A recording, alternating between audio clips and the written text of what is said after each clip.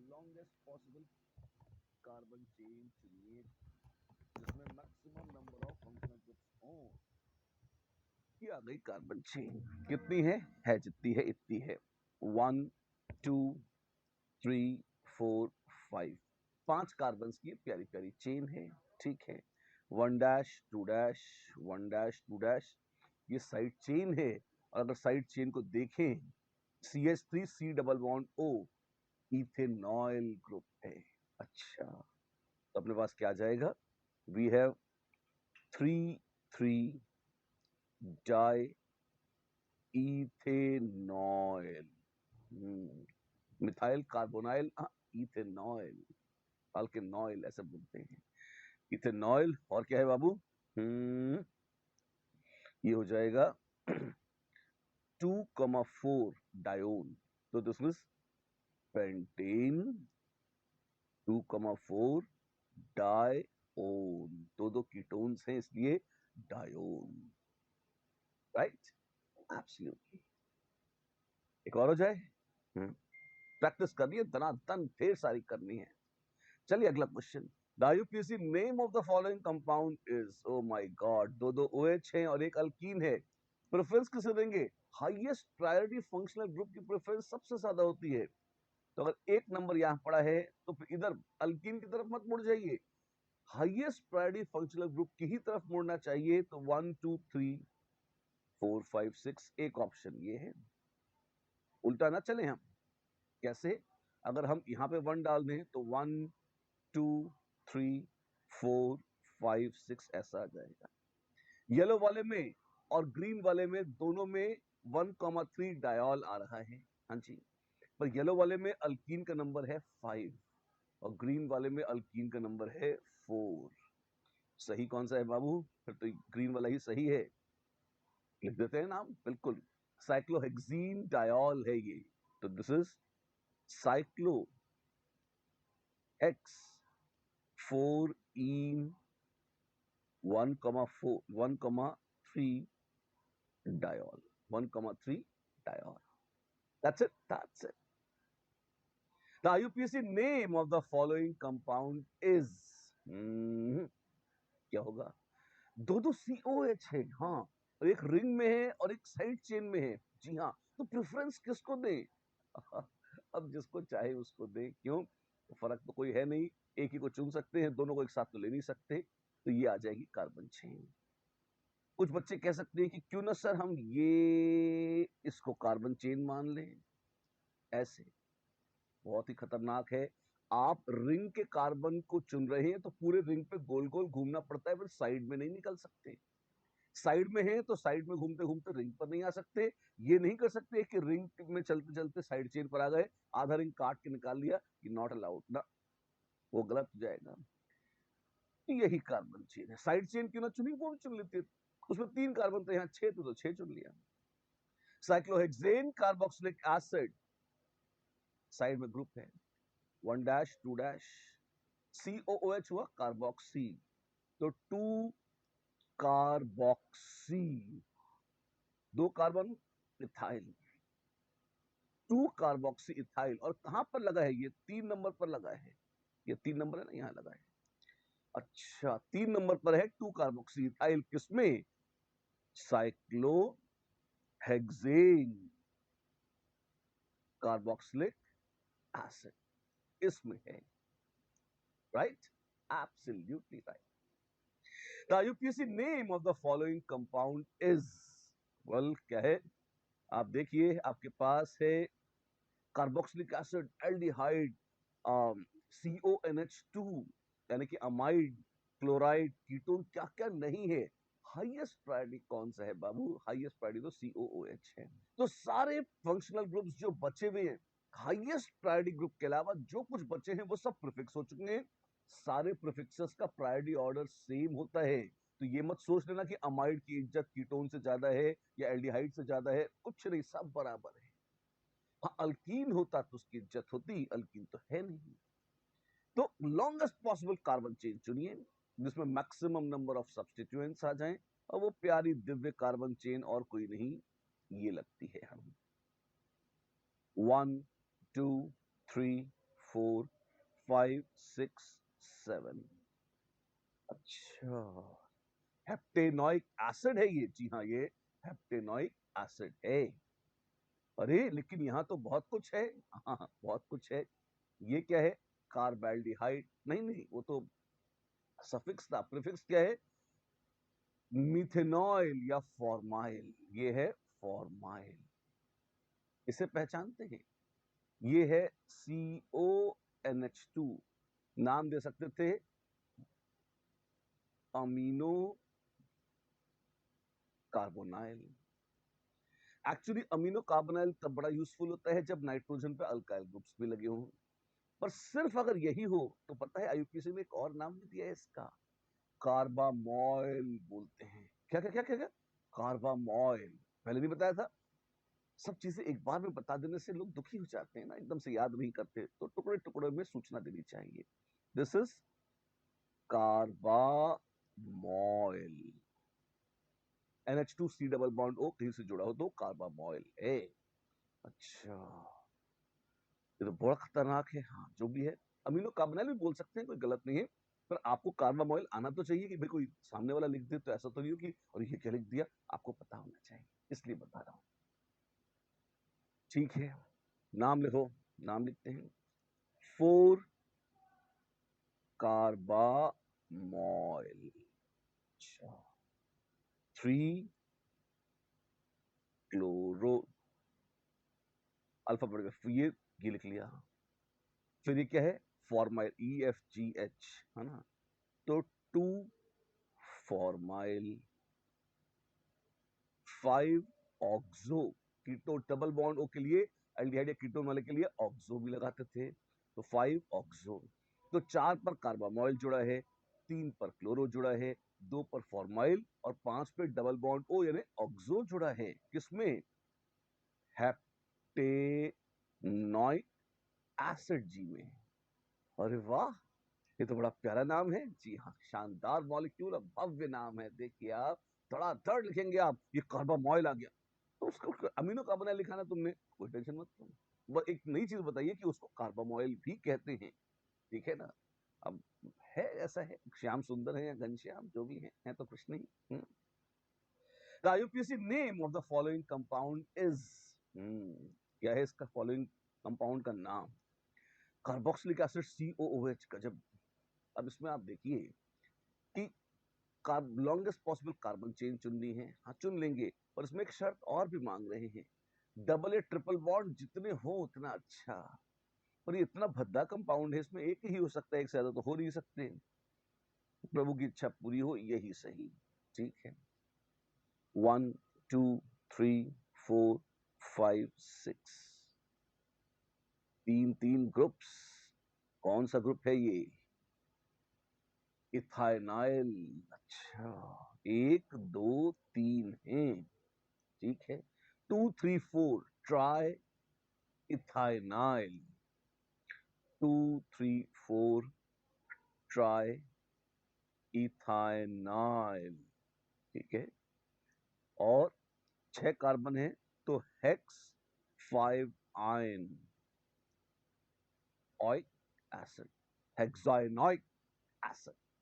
क्या बात है।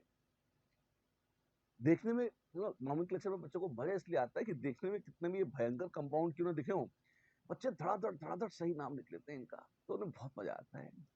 आपको आ रहा है? नहीं, हमको नहीं आ रहा। आपको रूल्स याद करने पड़ेंगे। कर लिए लेकिन नहीं हो रहे। हाँ, ये झूठ है। अगर आप सब कहते हैं कि आपने रूल्स याद कर लिए हैं और तब भी आपसे नाम नहीं लिखे जा रहे, तो इसका मतलब यही है कि आपको गलत विश्वास हो गया है कि आपको रूल्स याद हैं। आपको रूल्स याद नहीं है। बिल्कुल सिस्टमैटिक है। ये रूल्स तो कंप्यूटर में फीड कर दी जाए, कंप्यूटर से ही नाम निकाल देता है जी। बस रूल्स याद होने चाहिए। तो बहुत सिंपल एल्गोरिथमिक प्रोसेस है, बड़ी खूबसूरत है, राइट? और रूल्स पता न होना वो संकट हो सकता था। हमने हर किस्म के रूल्स की खोज खास के बिल्कुल नीट एंड क्लीन तरीके से आपके सामने प्रस्तुत कर दिए। जो हमारा काम था कि भाई आपको रूल्स में कोई एम्बिग्यूटी ना आए। जहां जहां बच्चे कंफ्यूज होते हैं, उन केसेस की एग्जांपल्स लेके भी बता दिए। अब आपको तो आगे सॉर्ट आउट करना है इसे, राइट? अगला क्वेश्चन कर लें अभी? चलिए करते हैं। अल्कीन, अल्कोहल, ईथर, किसकी प्रायोरिटी ज्यादा? सबसे ज्यादा अल्कोहल। 1 2 3 4 5 6। उधर से क्यों, अल्कीन की तरफ से क्यों शुरू किया? अरे highest priority functional group alcohol था, उस पर मिनिमम नंबर रखना चाहिए, इसलिए वहां से शुरू किया है। अच्छा किया तो अच्छा। 4 नंबर पर साइक्लोप्रोपाइल है, हाँ जी, तो वहां से शुरू करते हैं। 4 पर है साइक्लोप्रोपाइल, ठीक है। और 3 नंबर पर है मिथॉक्सी, मिथॉक्सी जी आ गए, ये और ये तो हो गए, ठीक है। अब OH बचा है और 6 कार्बन मतलब hexene, hex 4 in 2 all, hex 4 into all. That's all, right? The IUPAC name of the following compound is क्या है देखते हैं। मेन फंक्शनल ग्रुप OH है, वो लगा हुआ है इससे, इस पर पड़ेगा नंबर 1। फिर सब्स्टिट्यूएंट्स लगे हैं, अब यहां से चलूं या यहां से? अल्कीन को, हाँ अल्कीन मेन चेन में हो तो फेवर होता है, साइड चेन की इज्जत डाउन हो जाती है, तो एक मामूली सब्स्टिट्यूएंट है, फिर और कोई खास बात नहीं है। तो किसे देखेंगे? इधर से चलूंगा तो भी यहाँ पे 3 4 5, उल्टा चलूंगा तो भी 3 4 5, तो नंबरिंग तो सेम आ रही है। अब अल्फाबेटिकल ऑर्डर आएगा, ये Cl महारानी है क्लोरो, और ये बाबू है या तो विनाइल और या इथिनाइल, कुछ भी कह लो, सी के तो बाद ये ई अभी कुछ भी ले लो। अच्छा तो क्या करेंगे? वेल तो Cl को प्रेफरेंस देंगे, ये सही है ना? ना उल्टी नंबरिंग सही है, 1 2 3 4 5 6 ऐसे नाम आएगा। तो आ जाएगा 4 साइक्लोब्यूटाइल, 3 क्लोरो, 3 क्लोरो 4 साइक्लोब्यूटाइल। अच्छा, और 5 नंबर पर क्या है? इथिनाइल बोल दीजिए, हमें तो विनाइल बड़ा पसंद है, आप इथिनाइल बोल लीजिए, कोई दिक्कत नहीं है। Cyclohexane 1 all. कार्बोक्सिलिक एसिड में 1 नहीं लिखते थे, वो एक ही नंबर होता था, यहां पर क्या लिखना पड़ता है साफ साफ, ऐसे हो जाए, राइट? अच्छी बात है। वाह, एक एस्टर, वो भी इतना खतरनाक वाला एस्टर। कोई बात नहीं, एस्टर्स को पुश्तैनी काम था, रूल्स भूल तो नहीं गए, मैं फिर से याद दिलाता हूं। जिसमें COO ग्रुप लगा होता है उसको एस्टर बोलते हैं। एस्टर का नाम रखते हैं, अल्काइल लिखते हैं पहले, जो ऑक्सीजन से जुड़ा हुआ ग्रुप हो वो है अल्काइल, और जो यहां जुड़ा हो वो है अल्केनोएट। ऐसे अल्काइल अल्केनोएट करके लिखते हैं। ऑक्सीजन से जो सिंगल बॉन्ड से जुड़ा है उसको गोला बना दीजिए, ये क्या है बाबू? ये है अल्काइल। और ये पूरा, ये भयंकर क्या है? ये है, अरे गजब, ये है अल्केनोएट, बहुत खतरनाक। अल्काइल और अल्केनोएट के बीच में एक स्पेस है, अल्काइल के बीच में कोई स्पेस नहीं है, अल्केनोएट का नाम लगातार चलेगा, उसमें अंदरूनी कोई स्पेस नहीं है। ठीक है साहब। अल्काइल कौन सा है ये? ध्यान से देखिए, अलाइल है। हाँ हाँ हाँ, क्या? इसका एक कॉमन नेम है, इसे अलाइल भी बोलते हैं। 1 2 3, शायद आप भूल गए हो तो कोई बात नहीं, मैं दोनों नाम लिख देता हूं। वैसे तो ये है अलाइल, अल्काइल में अलाइल। क्या होता था अलाइल? देखिए 3 है तो प्रोप 2 इनाइल, दोनों में से कोई भी लिख दीजिए, दोनों सही है, जिसमें आपकी श्रद्धा हो। पर अलाइल शब्द आपको याद होना चाहिए, कौन सा ग्रुप था ये था CH2 double bond CH2 group. ये कई जगह आता है, आप नहीं लिखेंगे तो सामने वाला तो लिखकर क्वेश्चन पेपर में पूछ सकता है, आपको नाम आना चाहिए। अलाइल विनाइल नाम बड़े काम के हैं, आते हैं, अलाइल विनाइल विनाइल बेंजाइल, ये 4 नाम तो कभी नहीं भूलने चाहिए। अल्केनोएट, कौन है अल्केनोएट? लॉन्गेस्ट पॉसिबल कार्बन चेन चुनो। अरे बाबा, लॉन्गेस्ट पॉसिबल कार्बन चेन कौन सी है जिसमें ये भी आता हो कार्बन? ये लग रही है, तो 1 2 3 4 ब्यूटेनोएट, 4 कार्बन है तो ब्यूटेनोएट। अरे अल्कीन भी है, ब्यूटीनोएट, ग्रुप भी लगे हैं, हाँ तो ग्रुप लगा दो, चिल्ला क्यों रहे हो, है ना? साइक्लोब्यूटाइल, ठीक है, तो लिखते हैं अलाइल, फिर स्पेस छोड़कर 3 नंबर पर है 3 साइक्लोब्यूटाइल। ठीक है, 3 नंबर पर है साइक्लोब्यूटाइल। और 2 नंबर पर कौन है? 2 नंबर पर है साइक्लोप्रोप 1 डैश 2 डैश 3 डैश 2 इनाइल एसिड। 2 साइक्लोप्रोप 2 इनाइल, और ब्रैकेट खोलोगे तो 2 डैश इनाइल ऐसा बोलना पड़ेगा। तो 3 साइक्लोब्यूटाइल 2 साइक्लोप्रोप 2 इनाइल। अल्केनोएट ब्यूट था, ब्यूटिनोएट, तो ब्यूट 2 इन OH। इतना भयंकर नाम, जो भी है हो गया काम तमाम। अलाइल ब्यूटिनोएट, और ब्यूटिनोएट में बहुत सारे ग्रुप है, कौन से? 3 नंबर पर साइक्लोब्यूटाइल, 2 नंबर पर साइक्लोब्यूट 2 इनाइल, ब्यूटीन 2 O या ब्यूट 2 इन OH, ऐसा नाम आ गया। ये लिखते तो इसके साथ भी सेम यही चीज नीचे लिख देते हैं, सेम। अब पहले अलाइल लिखो या प्रोप टू इनाइल, और उसके बाद तो सब वही होगा। ब्रैकेट तो आपको समझाने के लिए लगाए थे, असली IUPAC नाम में ऐसे स्क्वायर ब्रैकेट्स नहीं आएंगे, राइट? इतना शानदार, इतना भव्य स्तर हमने लिख लिया है, मजा आएगा आपको। अब ये आपके नाम है, ये उससे आसान है। वो क्या हम समझ में नहीं पाते? आप समझ रहे हैं, क्या करें? लिखिए, नाम लिखिए, विवाद क्यों कर रहे हैं? हम तो पहले ही लिखने लग गए, आप इतनी गप्पे क्यों मार रहे हैं? मैं तो आपको वक्त दे रहा हूं कि आप लिख ले नाम अपने आप, नहीं तो आप कहेंगे कि इन्होंने जल्दी जल्दी लिख दिया। तो आप लिखें, बताएं क्या होगा। 1 डैश 2 डैश 3 डैश 4 डैश। ठीक है, ऑक्सीजन से है जो जुड़ा, क्या है? वो है साइक्लो, नहीं, वो है अल्काइल। तो भाई साहब 4 कार्बन वाले अल्काइल हो गए।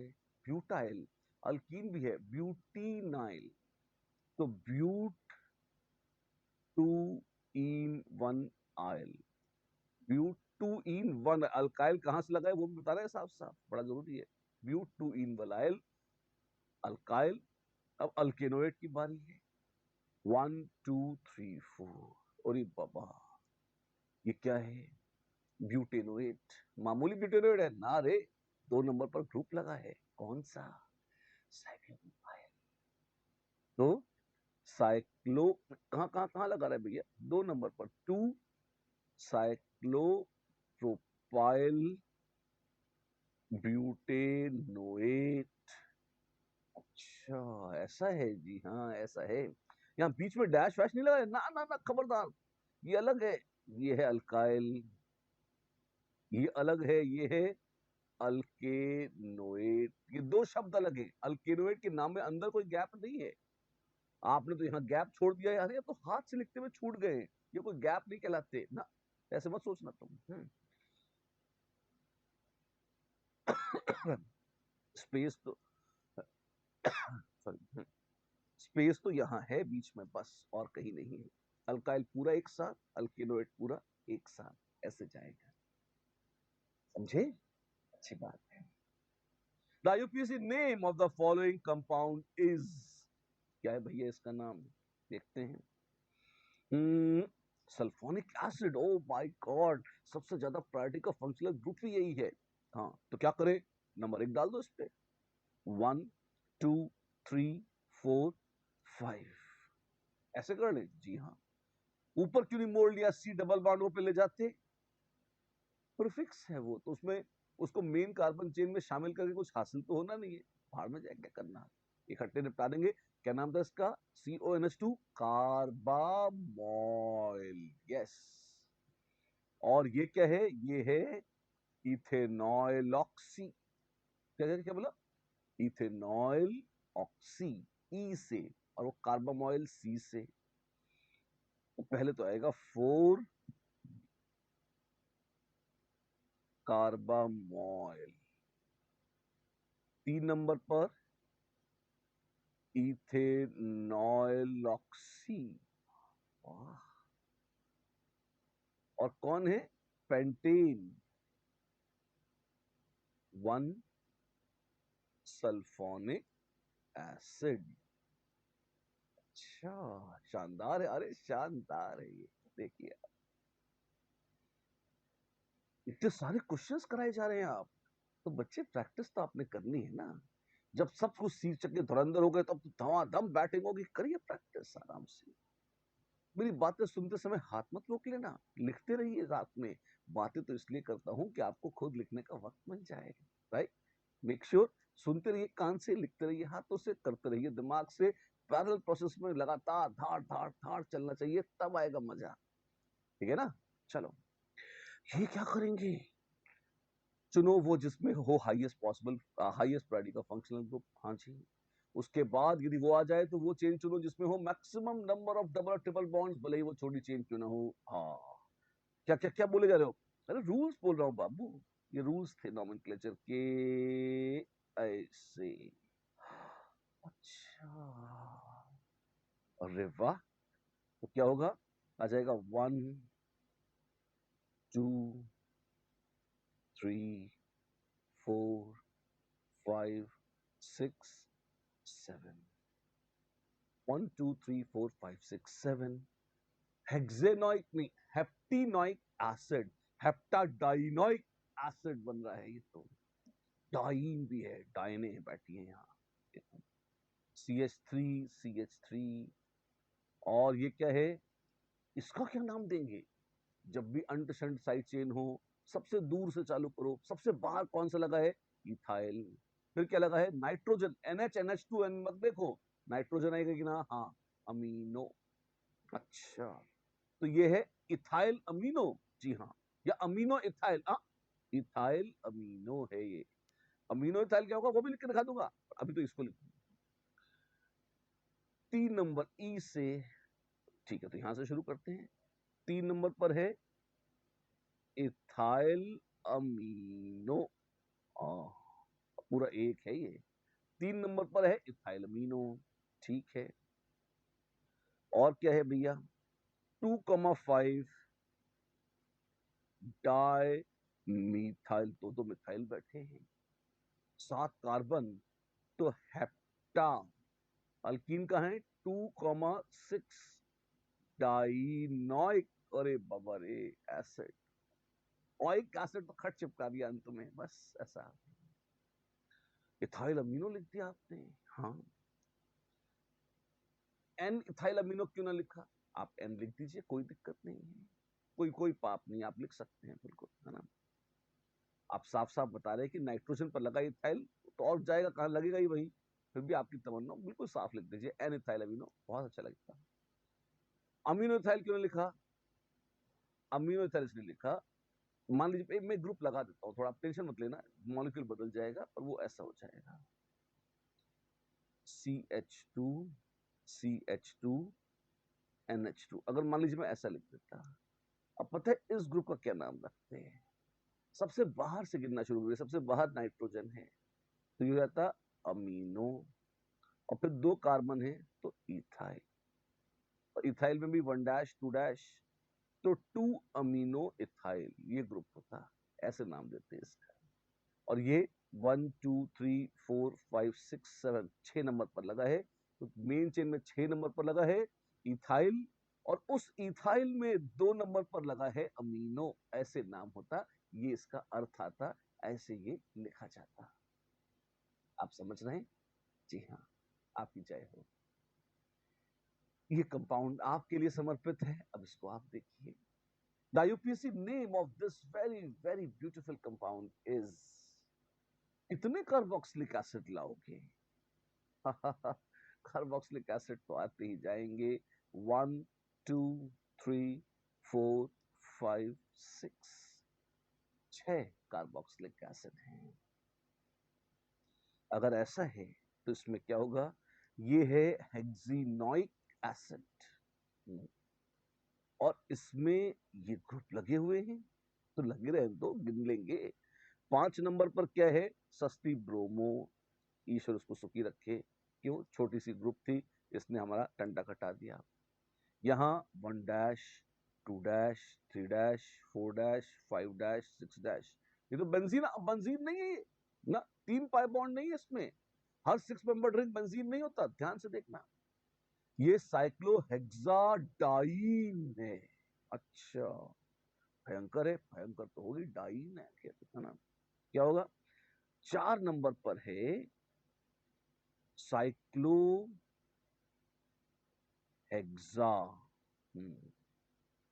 डाई, नहीं डाई कहाँ लगे, कौन से किसमें डाई हो रहा है? 2 और 4, 2,4 डाइन 1 आयल। साइक्लोहेक्सा डाई इनाइल है ये, ठीक है। किसमें 6 कार्बन, तो हेक्स 2 इनोइक हेक्सिनोइक एसिड। ये हो गया काम, बढ़िया शानदार काम हुआ है। ऐसे देखिए आप, मेन चेन कौन सी? ऑब्वियसली इसमें हाईएस्ट प्रायोरिटी फंक्शनल ग्रुप हो और जिसमें मैक्सिमम नंबर ऑफ डबल और ट्रिपल बॉन्ड्स हो। तो डबल और ट्रिपल बॉन्ड तो रिंग में भी थे, ओपन चेन में चलते हुए रिंग पे नहीं आ सकते, गड़बड़ मत कर देना। दो दो पाई बॉन्ड है, लालच मत कर ना। ओपन चेन से ओपन चेन पे रहे, रिंग में तो रिंग में ही नाच, बाहर मत जा। दोनों को मिक्स नहीं कर सकते, ये नियम नहीं है, ठीक है ना।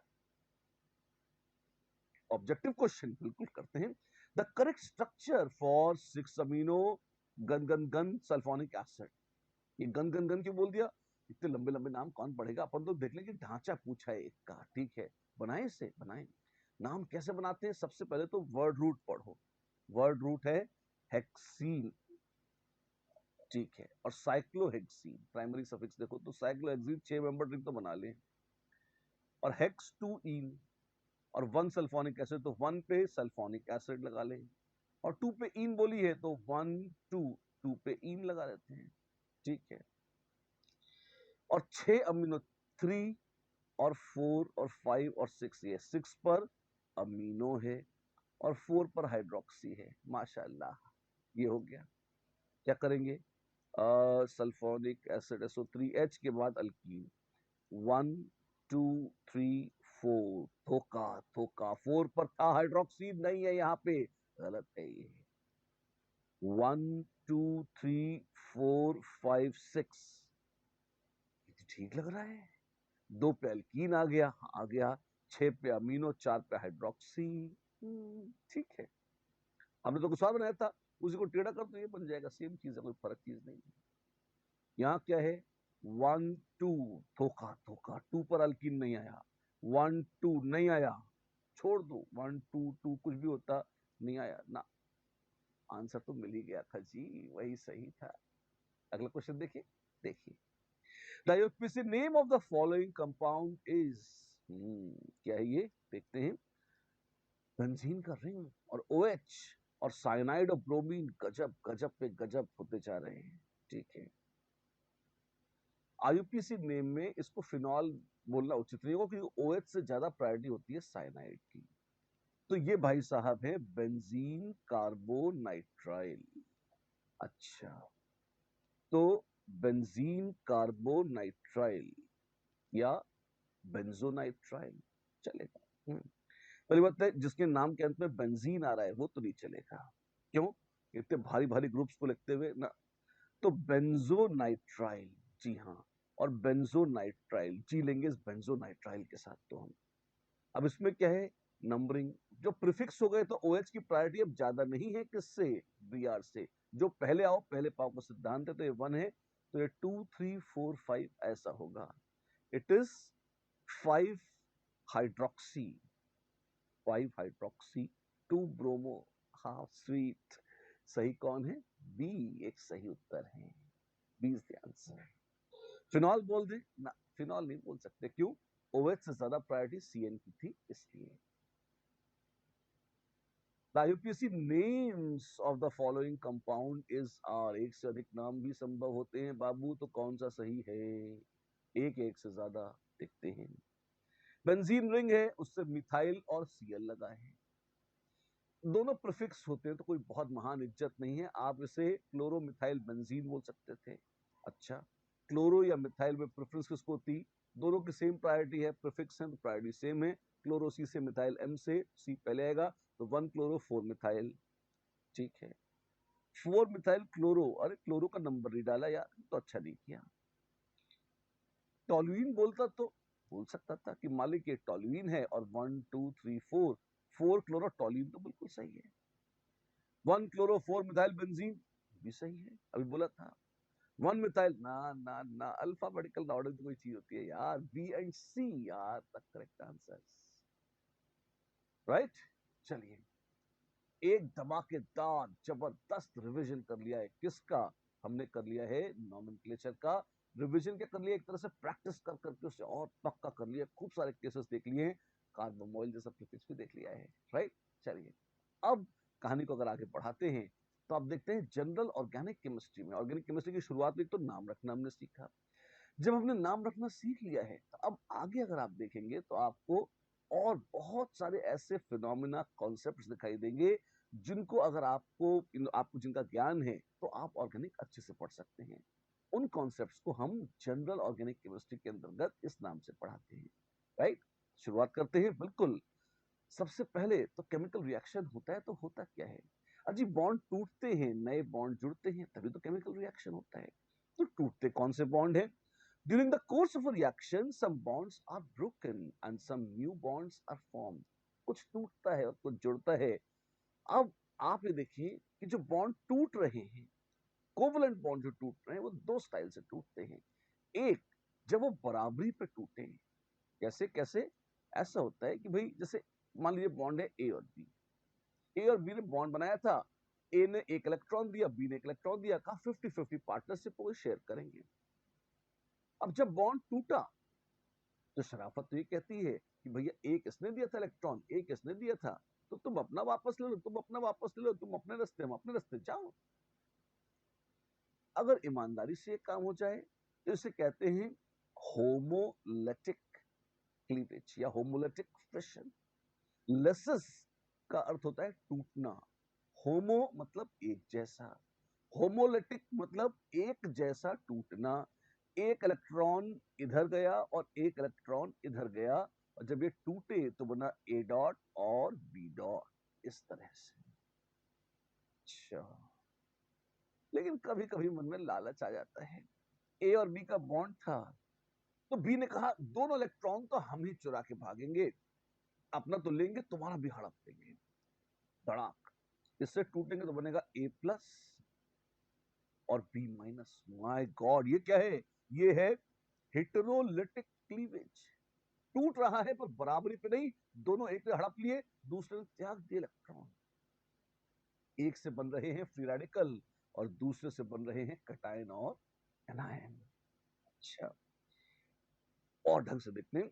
If the bond breaks in such a way that each fragment takes away one of the two electrons in the bond, then it is said to be homolytic bond cleavage। ठीक है। एंड इन दिस केस जो product बनेंगे उनका एक बड़ा प्यारा सा नाम है। हाँ, हमने क्या कहा था? Free radical. ये फ्री रेडिकल क्या होते हैं? एटम्स जिनके पास एक अनपेड इलेक्ट्रॉन हो और चार्ज नहीं हो, ना प्लस चार्ज है ना माइनस चार्ज है, और एक अनपेड इलेक्ट्रॉन है, ये कहलाते हैं फ्री रेडिकल। बहुत रिएक्टिव होते हैं, पागलों की तरह रिएक्ट करते हैं। पर हाँ, फिलहाल तो हमने बॉन्ड तोड़कर फ्री रेडिकल बना दिया है। अच्छा, कैसे रिप्रेजेंट होता है? It is represented by Tang. ऐसे देखिए, एक तो एरो ऐसा होता है, एक एरो ऐसा होता है। ये नहीं, इसमें हमने कहा एक तरफ तीर बनाओ बस, मतलब ऐसा सिंगल हेडेड एरो ऐसा बोलते हैं। जब कभी बॉन्ड टूट रहा है और अगर ऐसे रखा है तो इसका मतलब एक इलेक्ट्रॉन इधर गया, एक इलेक्ट्रॉन इधर गया। और अगर दोनों ऐसे टिंग टैंग बना देते हैं तो इसका मतलब होता है दोनों इलेक्ट्रॉन एक ही तरफ चले गए। अच्छा, ये रिप्रेजेंटेशन है। जी हाँ, ये एक स्टैंडर्ड केमिकल रिप्रेजेंटेशन है। होमोलिटिक बॉन्ड क्लीवेज, देखिए बॉन्ड टूट रहे हैं, कड़ाक कैसे टूट गए। होमोलिसिस कैसे हो रही है? एक इलेक्ट्रॉन ताक इधर, दूसरा इलेक्ट्रॉन ताक इधर, होमोलिसिस हो गई। ठीक है, इस तरह से आप देखिए Cl डॉट सेपरेट हो गए हैं। जी, fine. If the bonds break in such a way that one fragment takes away both the electrons of the bond, देखिए, then we say it is a heterolytic fission। दोनों एक ही लेके भाग गया। अच्छा, जैसे ए और बी, मैंने पहले भी कहा था, अब ध्यान देना, ये और ये टैंग टैंग दो चोंच बनाई है ऐसे। A+ और B-। जिसके इलेक्ट्रॉन लुट गए उसके पास एम्प्टी ऑर्बिटल बची, जिसने हड़प लिए उसके पास एक लोन पेयर आ गया, जिसके इलेक्ट्रॉन उजड़ गए वो प्लस ले गया, जिसने हड़प लिए दूसरे के वो माइनस ले गया। ऐसा हो जाता है। ठीक है, मिथाइल क्लोराइड को देखिए, तो इनको बड़ी ललक है कार्बन के इलेक्ट्रॉन छीन के भाग जाने की। उसने इलेक्ट्रॉन छीने, भाग गई, है ना। और आप देखिए Cl पर आ गया माइनस और मिथाइल पर आ गया प्लस चार्ज। इस तरह से ये क्या है, ये हेटेरोलिटिक फिशन है या हेट्रोलिसिस है। अच्छा, एक और शब्द आता है जिसको बोलते हैं रिएक्शन इंटरमीडिएट्स। ये रिएक्शन इंटरमीडिएट्स क्या हैं? वो स्पीशीज जो किसी भी रिएक्शन के बीच में बनती है। आपने जैसे मोमबत्ती जलाई, तो आपने देखा कि मोमबत्ती जलाई तो बेचारी जल गई, लौ एक निकलने लगती है, रोशनी उठती है, ठीक है। धीरे धीरे वैक्स कम हो जाता है, क्यों? क्योंकि वैक्स जल रहा है। एक केमिकल रिएक्शन हो रहा है, जी हाँ बिल्कुल हो रहा है। इसमें बॉन्ड्स बन रहे हैं, टूट रहे हैं, सब कुछ हो रहा है, नो डाउट। रिएक्टेंट है वैक्स और ऑक्सीजन, प्रोडक्ट है CO2 और H2, होता है ये। पर क्या वैक्स अपने आप CO2 बन जाता है O2 से रिएक्ट करके? हाँ बनता तो है, पर बीच में रिएक्शन जब, ऐसा नहीं कि इस क्षण वो वैक्स का मॉलिक्यूल है मोमबत्ती में और अगले क्षण वो CO2 जादू से बन गया ना, उसके एटम्स के टुकड़े टुकड़े होकर निकलते हैं। उस दौरान वो कई सारे पीड़ादायक रूप धरता है, बीच में तकलीफ होती है एटम को। और उस दौरान बहुत अनस्टेबल, हाईली रिएक्टिव बीच की स्टेट से गुजरता है, मॉलिक्यूल अपने रूप बदल बदल कर इंटरमीडिएट्स बनाता है। अच्छा, और ये इंटरमीडिएट्स कैसे हैं? किसी में प्लस है, किसी में माइनस है, किसी के पास अनपेयर्ड इलेक्ट्रॉन है, ऑक्टेट पूरे नहीं है, पागल हो रहे सबके सब, एकदम भयंकर रिएक्टिविटी, तेज तरार रिएक्ट कर रहे हैं, लेकिन बनते जरूर है। तो ये क्या है? ये रिएक्शन इंटरमीडिएट्स कहलाते हैं। The reactive, short-lived, high-energy, unstable species which is formed during the course of a reaction is called a reaction intermediate. अच्छा, तो रिएक्शन इंटरमीडिएट है, जी हाँ वो रिएक्शन इंटरमीडिएट है। अच्छी बात है। कोई एग्जाम्पल दो। तीन, वैसे तो बहुत तरीके हो सकते हैं, बट तीन मेजर तरीके के हैं। कौन कौन से? कार्बोकैटायन, फ्री रेडिकल्स और कार्बोनाइन्स। अच्छा, कार्बोकैटायन, फ्री रेडिकल और कार्बोनाइन।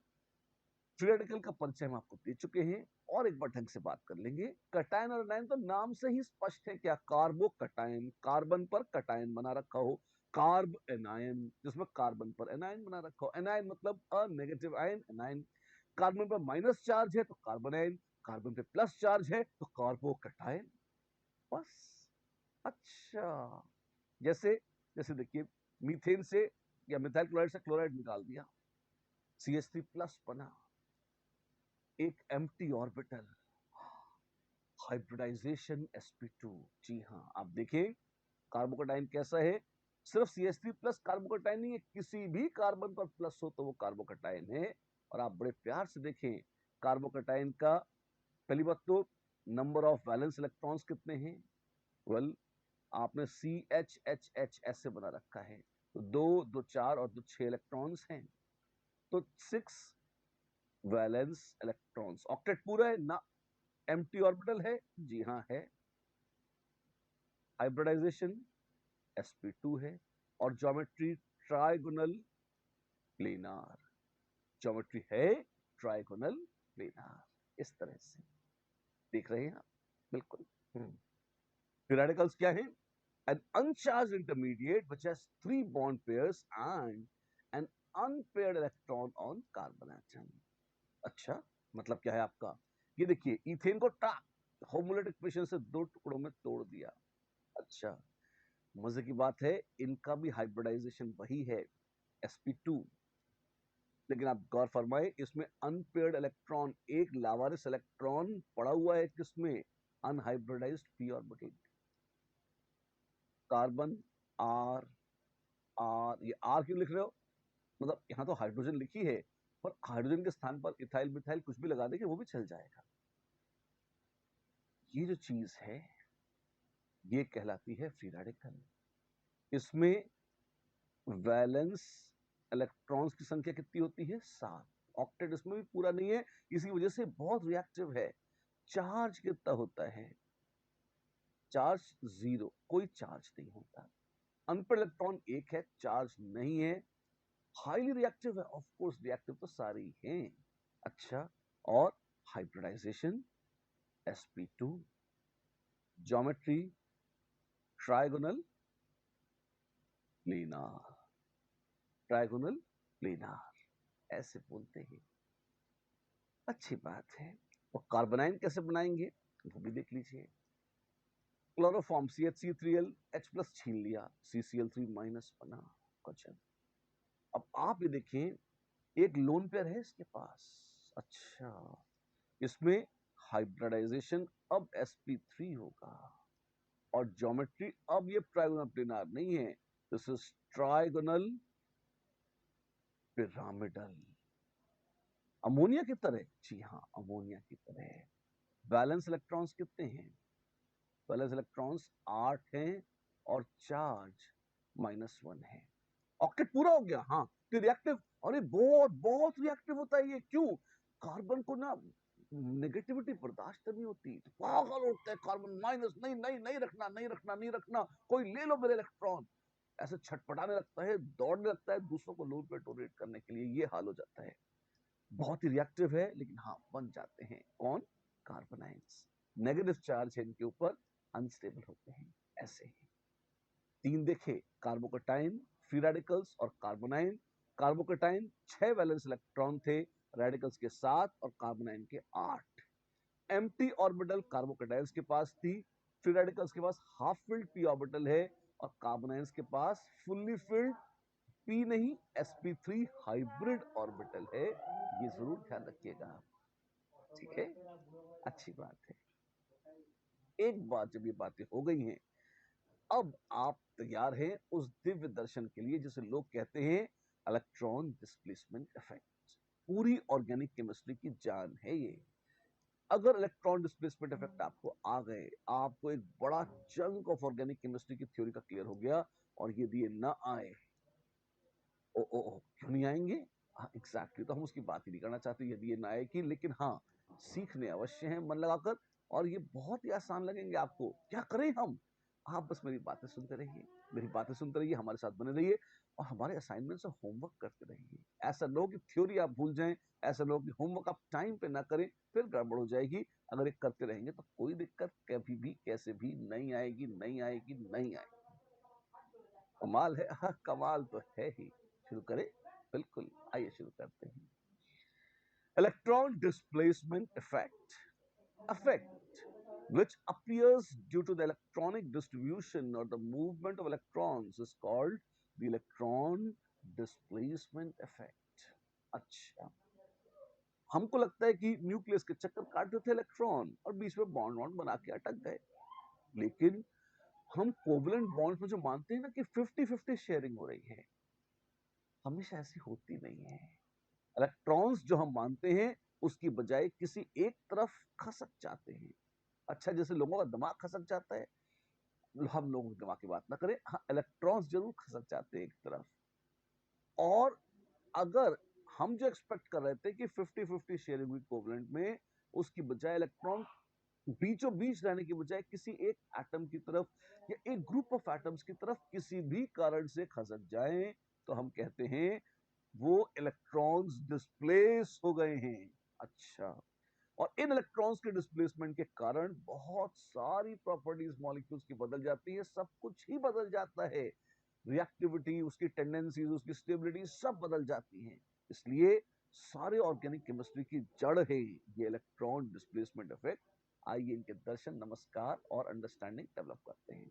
चलिए, 2 तरह के हैं। कौन से? सरकारी कर्मचारियों के माफी के भी 2 टाइप्स के होते हैं, टेम्परेरी और परमानेंट।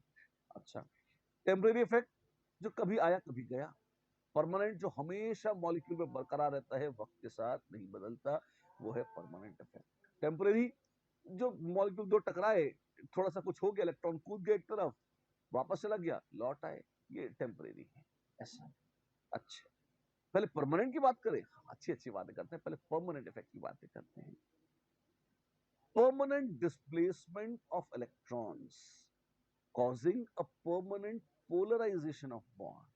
अच्छा, मतलब इलेक्ट्रॉन्स मॉलिक्यूल में हम तो मान रहे हैं 50-50 डिस्ट्रीब्यूट होते हैं, लेकिन 50% से ज्यादा किसी एक की तरफ चले गए और दूसरे की तरफ न गए तो हम कहेंगे परमानेंट डिस्प्लेसमेंट ऑफ इलेक्ट्रॉन्स है। अच्छा, और उसके कारण जिस तरफ जाएंगे वहां हल्का सा माइनस हो जाएगा और जहां से खसक के निकल जाएंगे वहां हल्का सा प्लस आ जाएगा। हाँ जी, तो इससे एक परमानेंट पोलराइजेशन हो जाएगा बॉन्ड का, हो जाएगा, मॉलिक्यूल में आ जाएगा, बिल्कुल आ जाएगा। तो यही इलेक्ट्रॉन डिस्प्लेसमेंट इफेक्ट है। ठीक है, क्यों होता है? किसी एटम के कारण, किसी आयन के कारण, किसी ग्रुप ऑफ एटम या फंक्शनल ग्रुप के कारण हो सकता है। ठीक है, होने दीजिए, फाइन। और टेम्परेरी इफेक्ट कैसे होते हैं? Temporary effect Aaya Ram Gaya Ram type होते हैं। Temporary displacement of electrons and specially अगर मल्टीपल बॉन्ड्स है, डबल बॉन्ड्स है, ट्रिपल बॉन्ड्स हैं, उसमें इलेक्ट्रॉन एक तरफ कूद गए तो वो जो है टेम्परेरी डिस्प्लेसमेंट है। कैसे? जैसे एक एग्जांपल देते हैं। मान लीजिए आपके पास है CH2 double bond CH2 ethene, जैसा नीचे लिखा हुआ है। ये किसी ऐसे सॉल्यूशन में है जिसमें मान लीजिए मैग्नीशियम आयंस भी है। मैग्नीशियम ही क्यों लाया? अरे कोई भी कटायन है यार, टेंशन क्यों लेता है? ठीक है, और ये घूम रहे हैं, नाच रहे हैं, दौड़ रहे हैं, ये इधर आया, ये इधर आया, ये आया और टक्कर। अच्छा, जो टक्कर पड़ी, दूर दूर थे तो कोई असर नहीं था एक दूसरे पर। जैसे जैसे जैसे जैसे मैग्नीशियम करीब आ रहा है, टिंग टड़ांग टिंग टड़ांग टिंग टड़ांग टिंग टड़ांग, वैसे वैसे आप देखेंगे CH2। अब क्या आपको पता है कि जो डबल बॉन्ड होता है उसमें पाई बॉन्ड भी होता है? हाँ जी, पता है। और जो पाई बॉन्ड होता है वो थोड़ा कूद काट लेता है आराम से। सिग्मा को तो क्या एटम्स के बीचों बीच होता है, एकदम पकड़ के रखते हैं न्यूक्लियस। पाई बॉन्ड थोड़ा फ्लेक्सिबल होता है। अच्छे फैशनेबल शब्दों में कहूं तो pi bonds are more polarisable. मतलब खसक कर इधर उधर कूद सकते हैं, दूसरे के जा सकते हैं। न्यूक्लियस उन्हें दबोच कर उतना नहीं रखता जितना वो सिग्मा इलेक्ट्रॉन क्लाउड को रखता है। अच्छा, तो क्या होगा? ऐसा होगा, मैग्नीशियम आयंस करीब आए तो उनको देखने के आकर्षण में इलेक्ट्रॉन्स कूद कर मैग्नीशियम आयन की तरफ आ गए। अरे फिर CH2 CH2 ऐसे, यहां माइनस आ गया, यहां प्लस। अरे ये क्या तरीका है? और तो ये तो पागलों की तरह चलते उड़ते रहते हैं, मॉलिक्यूल तैरते रहते हैं। मैग्नीशियम करीब आया, इलेक्ट्रॉन कूद गए, पर टक्कर मारी, वापस चला गया, वापस चला गया, तो इलेक्ट्रॉन भी वापस चले जाएंगे। जब मैग्नीशियम दूर निकल जाएगा तो धड़ाम ये वापस आ जाएंगे, कहेंगे ए, कौन हो तुम? हम तो इथीन है। अरे तुम तो पलट गए थे। हम फिर पलट गए, मैग्नीशियम आया था, उसको देखने गए थे, भाग गया, लौट आए। अच्छा, तो ये क्या है? इसका एक नाम है, लोग इसे प्यार से इलेक्ट्रोमरिक इफेक्ट बोल देते हैं। इलेक्ट्रोमरिक इफेक्ट, जी हाँ। इलेक्ट्रॉन इधर उधर मरते रहते हैं जाने के लिए और बस घूमते रहते हैं। दूसरों की इन्फ्लुएंस के कारण टेम्परेरी जाते हैं, लौट आते हैं, जाते हैं, लौट आते हैं। ये एक टेम्परेरी इफेक्ट है। लेकिन अपने ही दम पर, अपने ही ग्रुप्स के कारण, अपने ही मॉलिक्यूल में अलग अलग एटम्स की या ग्रुप्स की उपस्थिति के कारण यदि इलेक्ट्रॉन्स एक तरफ खसक ही जाएं और कभी लौट कर ना आए, वो परमानेंट इफेक्ट होगा। अच्छा, तो परमानेंट परमानेंट भी आप देखिए 3 हिस्सों में हम बांटते हैं। इंडक्टिव इफेक्ट, जो कि खूबसूरत है पर सरल है और थोड़ा सा कम महत्व का है। मेसोमेरिक इफेक्ट या रेजोनेंस इफेक्ट भी कहते हैं लोग इसको, ये दमदार है। और हाइपर कॉन्जुगेशन का तो जवाब ही नहीं, ये बड़ा स्टाइलिश है। ऑल्दो हाइपर कॉन्जुगेशन का असर मेसोमेरिक इफेक्ट जितना नहीं होता, थोड़ा कम होता है। सबसे तगड़ा इसमें मेसोमेरिक है ना, अक्सर, हमेशा नहीं पर अक्सर। उसके बाद हाइपर कॉन्जुगेशन और इंडक्टिव में आपस में होड़ लगी रहती है, अक्सर हाइपर कॉन्जुगेशन जीत जाती है। इंडक्टिव तीसरे पायदान पर ही आता है। पर 3 परमानेंट इफेक्ट्स हैं किसमें? Electron displacement. टेम्परेरी नाम बता ही दिया था हमने, जो हमने देखा था उसी को प्यार से लोग कहते हैं इलेक्ट्रोमरिक इफेक्ट। बस उतना ही है, ज्यादा कुछ है भी नहीं, बाद में बोलने की आवश्यकता नहीं टेम्परेरी को। परमानेंट की चर्चा तो हम खूब करेंगे, खूब करेंगे, खूब करेंगे। राइट, चलिए जुड़ जाते हैं। इंडक्टिव इफेक्ट से परिचय बढ़ाते हैं। क्या है inductive effect? Permanent displacement of sigma bond pair due to an adjacent polar bond is called inductive effect. ये क्या हो गया, क्या बोल गए आप, समझ में नहीं आ रहा हमारे तो सुनो तो सही, अभी तो अंग्रेजी में बोला है, अभी हिंदी भाषा में अच्छे से समझाने दो। देखो, अगर हमारे पास है CH3 और ये है CH3, मान लो ऐसे होता, हा हा हा हा हा हा, तो क्या एक कार्बन दूसरे कार्बन से इलेक्ट्रॉन घसीट रहा है? नहीं, एक जैसे तो क्या कर लेंगे किसी का, बात तो सही है। अब मान लो अगर मैं H हटाकर यहां पे लगा देता हूं Cl, इससे क्या होगा, जैसे ही यहां पर मैंने H हटाकर Cl लगाया, Cl तो दुष्ट है, दुष्ट कैसे बोल दिया Cl को, हमारे इमोशंस हर्ट हो गए, आपको थोड़े Cl को बोला है ना। और Cl जो है क्लोरीन एटम, आपको ध्यान होगा उसको ब्रह्मा जी ने ज्यादा इलेक्ट्रोनेगेटिव बनाया है। इलेक्ट्रोनेगेटिव मतलब उस पर इलेक्ट्रॉन डेंसिटी ज्यादा है, उस पर डेल्टा माइनस चार्ज आ सकता है। कैसे कैसे कैसे, ये क्या हो गया, इलेक्ट्रोनेगेटिविटी का कॉन्सेप्ट याद कीजिए। क्या था, राम राम जपना पराया माल अपना, मतलब अगर दो एटम ने बॉन्ड बनाया है तो सौदा था 50-50 इलेक्ट्रॉन बटेंगे, बीचों बीच रखे जाएंगे इलेक्ट्रॉन, यहां होने चाहिए थे। लेकिन जैसा ही बॉन्ड बनता है नियत पलट जाती है ए और बी की, बी कहता है हा हा, थोड़ा इलेक्ट्रॉन खसका लेता है अपनी ओर। अब जैसे इलेक्ट्रॉन खसकाता है, ए को क्या क्या क्या कर रहे हो, इलेक्ट्रॉन के लिए जा रहे हो, अरे शेयरिंग का है, हाँ तो हमारी भी तो शेयरिंग है, बीच में रखो। अब यू नो परफेक्ट शेयरिंग कभी होती नहीं है, कोई ना कोई ग्रुप ज्यादा इलेक्ट्रॉन हड़प लेता है, जो दूसरा ग्रुप है उसके पास इतने इलेक्ट्रॉन होते नहीं है। तो आप देखें, एक के पास हल्का सा प्लस और दूसरे के पास हल्का सा माइनस चार्ज इस प्रकार आ जाता है। ठीक है, अगर हल्का सा प्लस और हल्का सा माइनस इस प्रकार आ जाता है, अगर हल्का सा प्लस और हल्का सा माइनस आ जाता है तो हम कहते हैं ये बॉन्ड पोलर हो गया। ये बात पहले करी है हमने, हाँ जी। और इसमें जो ये पोलर होने का कारण क्या है, हम कहते हैं इनकी इलेक्ट्रोनेगेटिविटी अलग थी, मतलब इलेक्ट्रॉन को घसीटने की ताकत अलग अलग थी, हाँ जी। तो ऐसे ही पवित्र क्लोरीन को हमने यहाँ जोड़ा है, और ये बड़ी लालची है, इसके इलेक्ट्रॉन घसीटने की बहुत ताकत है। तो इसने क्या किया, कार्बन से इलेक्ट्रॉन घसीट लिए। अब इसके ऊपर हल्का सा माइनस आ गया, और यही नहीं, कार्बन के ऊपर हल्का सा प्लस।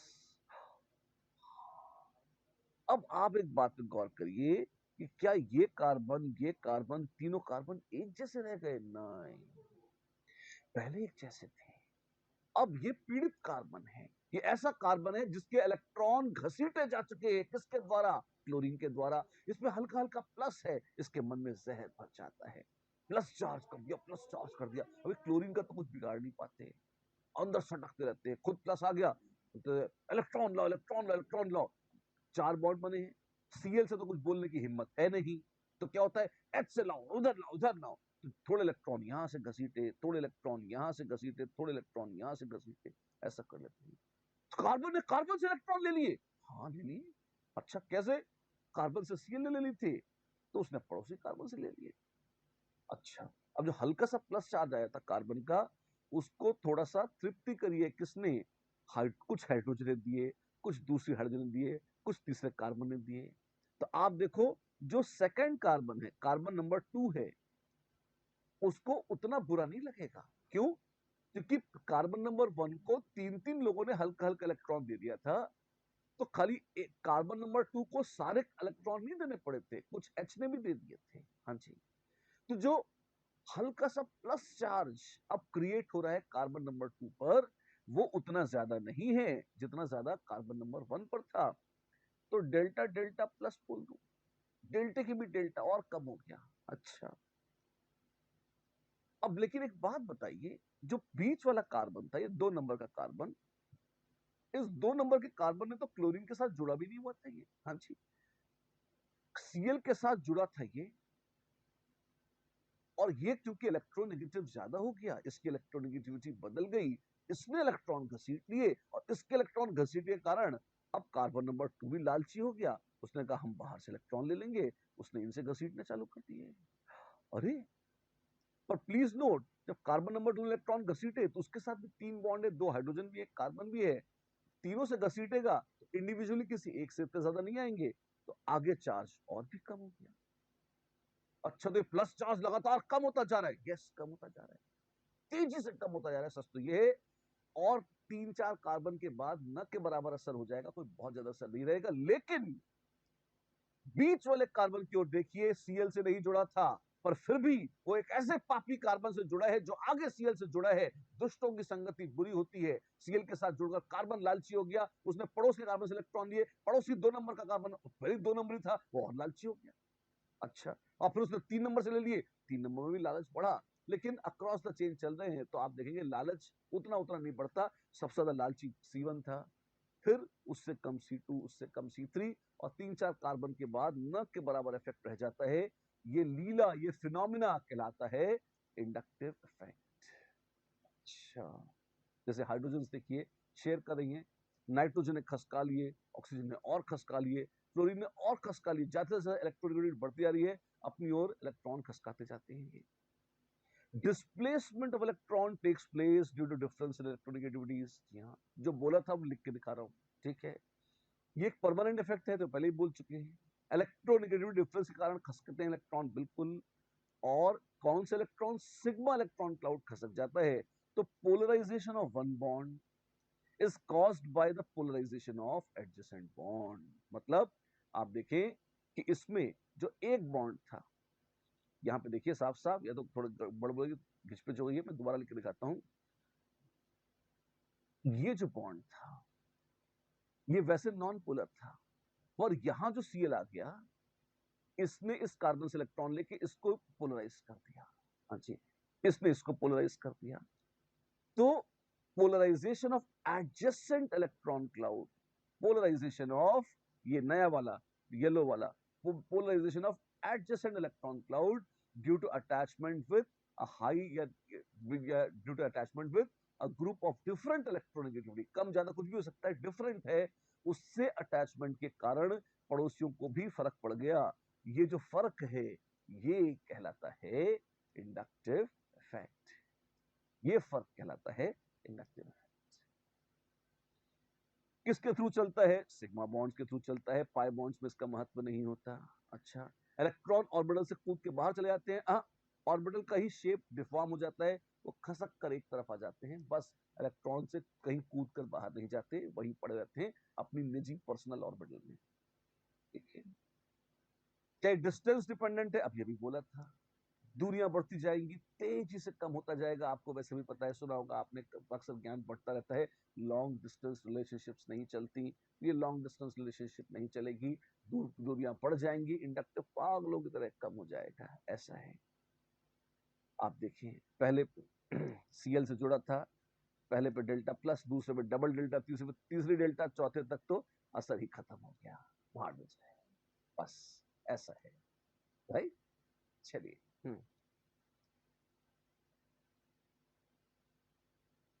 ठंड का मौसम है, प्यारे प्यारे बच्चे आग ताप रहे हैं, है ना। तो आप देखें, जो करीब है उस पर असर ज्यादा होगा, आग का जो दूर बैठा है उस पर असर कम होगा। मैंने इसलिए एग्जाम्पल लिया, कार्टून बड़ा खूबसूरत सा है इसलिए। वैसे सच तो यही इंडक्टिव इफेक्ट के बहुत अच्छे एग्जाम्पल नहीं है, बस खाली इस बात का कि दूरियां बढ़ जाएंगी तो असर कम हो जाएगा, इतना ही दिखाने के लायक है ये, और कुछ नहीं। देखिए और आनंदित हो जाइए। बच्चों, आज बहुत सारी बातें करी हमने, एक तो बहुत सुंदर सा प्रैक्टिस सेशन हमने देखा, नॉमेनक्लेचर के रूल्स निकाले, और आज इंट्रोड्यूस कर दिए electronic effects. Oh my God, reaction intermediates की परिभाषाएं देखी हैं, इंडक्टिव इफेक्ट को भी इंट्रोड्यूस कर दिया है, अच्छे से देख लिया हमने, अच्छे से। इतना ही होता है जी, थोड़ी बहुत बातें और कर लेंगे अगली बार, और फिर उसके बाद आएंगे भव्य मेसोमेरिक और hyper conjugation, heart of organic chemistry तक पहुंच चुके हैं हम। अब हार्ट अटैक ना पड़े, इसके लिए इस हार्ट को बड़ा संभाल के रखना होगा, लगन से पूरी बातें सुननी होंगी, नोट्स पढ़ के थ्योरी लर्न करनी होगी। कब? चैप्टर खत्म होने पर ना, हर क्लास के साथ, हर क्लास के साथ, हर सांस के साथ। अरे बिल्कुल, जैसे जैसे सांस लेना सहज है, स्वाभाविक है, वैसे वैसे ही ऑर्गेनिक केमिस्ट्री सहज और स्वाभाविक हो जाएगी। और जैसे ये प्यारे बच्चे आपके पास बैठे हुए हैं, वैसे ही आप भी इस ज्ञान की अग्नि के पास बैठे रहेंगे, तो आपको बाहर एग्जाम की ठंड नहीं लगेगी। इन प्यारी प्यारी बातों के साथ चलिए आज खत्म करते हैं मुलाकात, खत्म करते हैं आज की बात, मिलते हैं अगली बार। नमस्कार।